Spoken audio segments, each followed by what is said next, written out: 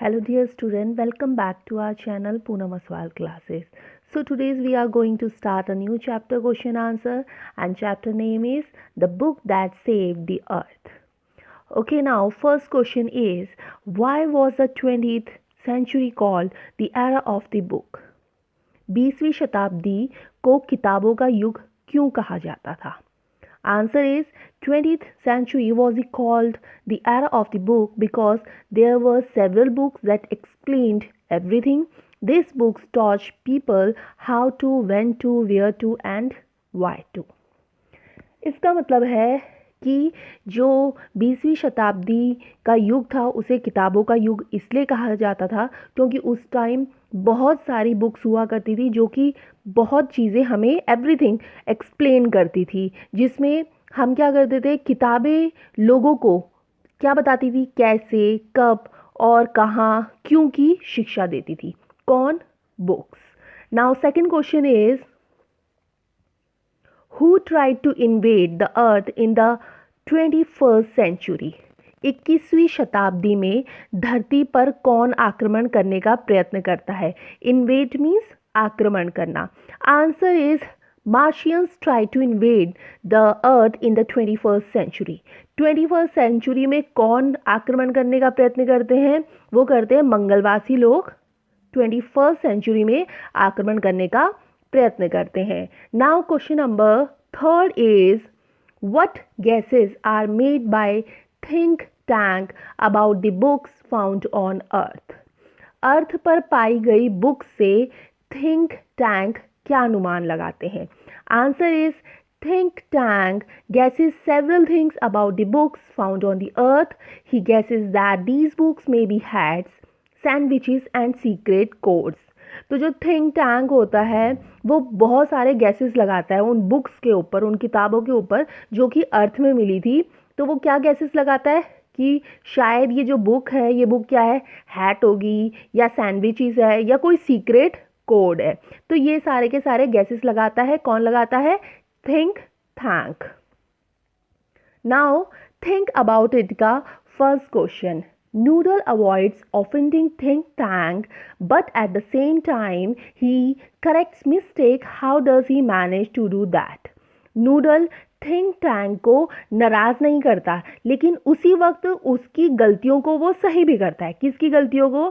Think tank की, जो कि मार्स का क्या था, किंग था. तो वह कैसे करता है? कौन? नूडल कैसे करता है? Answer is Noodle was an intelligent person. He avoided offending him because Think Tank was the ruler of the Mars. Noodle एक बहुत ही इंटेलिजेंट पर्सन था और जो नूडल था वो अवॉइड करता था कि जो थिंक टैंक है वो उससे गुस्सा ना हो जाए या उससे नाराज़ ना हो जाए. क्यों? क्योंकि थिंक टैंक क्या था? मार्स का रूलर था. He knew that Think Tank thought himself to be the most intelligent creature in the whole universe. उसको ये भी पता था, किसको? नूडल को ये भी पता था कि जो थिंक टैंक है वो अपने आप को क्या सोचता था, पूरे यूनिवर्स का, पूरे ब्रह्मांड का सबसे इंटेलिजेंट क्रिएचर सोचता था. कौन? Think tank. So Noodle used to make his suggestion in a very polite manner. जब भी नूडल थिंक टैंक को कोई भी सजेशन देता था तो बहुत ही पोलाइट मैनर से उसको सजेशन देता था. ही यूज टू फ्रेजेस. वो हमेशा क्या यूज़ करता था? फ्रेजेस. फ्रेजेस को हिंदी में क्या बोलते हैं? वाक्यांश बोलते हैं.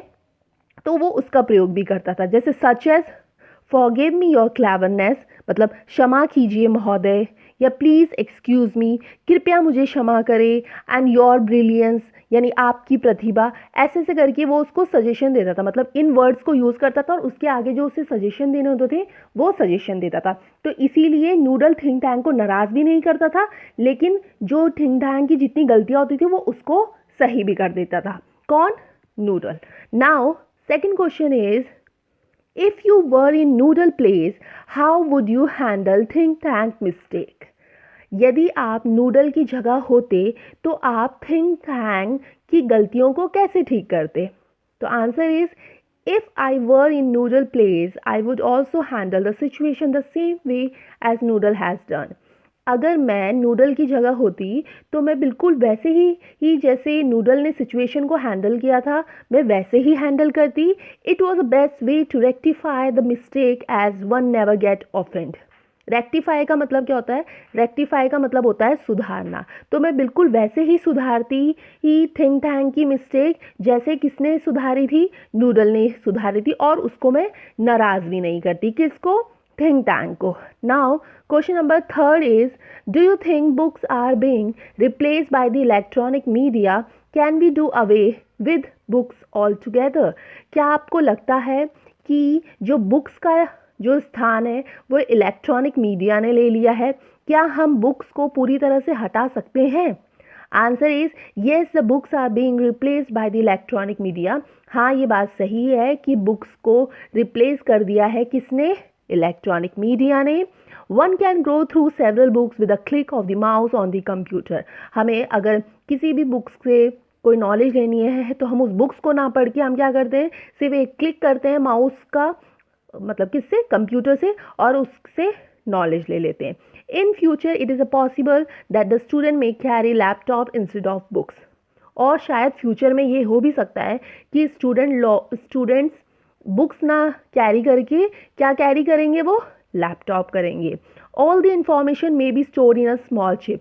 और छोटी से छोटी या बड़ी से बड़ी इंफॉर्मेशन भी किस में स्टोर हो जाएगी? एक छोटी सी चिप में स्टोर हो जाएगी। क्या? Information. At the same time, it cannot be denied that books have their own value. Thus, we cannot do away with the books altogether. तो हम ये मानते हैं कि बुक्स को इलेक्ट्रॉनिक मीडिया ने उसका स्थान ले लिया है। बट अगर जो उसमें सेकंड क्वेश्चन पूछा गया है कि can we do away with the books all together, क्या हम पुस्तकों को पूरी तरह हटा सकते हैं? तो दस वी कैन नॉट डू। तो हम बुक्स को पूरी तरीके से नहीं हटा सकते हैं। Now last question is, why are the books refer to as a man best companion? बुक्स को व्यक्ति का सबसे अच्छा मित्र क्यों कहा गया है? तो answer is, books are the best companion of human being for many reason. जो किताबें होती हैं वो बहुत अच्छी मित्र होती हैं किसकी? ह्यूमन बीइंग की, और बहुत कारणों से। दे प्रोवाइड अस नॉलेज, वो हमें क्या देती है? नॉलेज देती है। They remove the darkness of ignorance, जितना भी इग्नोरेंस रहता है, जो अंधकार रहता है, उसको वो हटा देती है हमारे जीवन से। कौन? बुक्स। क्यों? क्योंकि वो हमें नॉलेज देती है। दे शो अस राइट पाथ, और वो हमें एक सही पाथ पे चलने की डायरेक्शन भी देती है या शो भी करती है। कौन? बुक्स। तो we come to end this question answer. Thanking you watching this video, and if you like the video, do hit the like button and share this video for your friends. And for more such a lesson, please subscribe to our channel Poonam Aswal Classes. Thank you.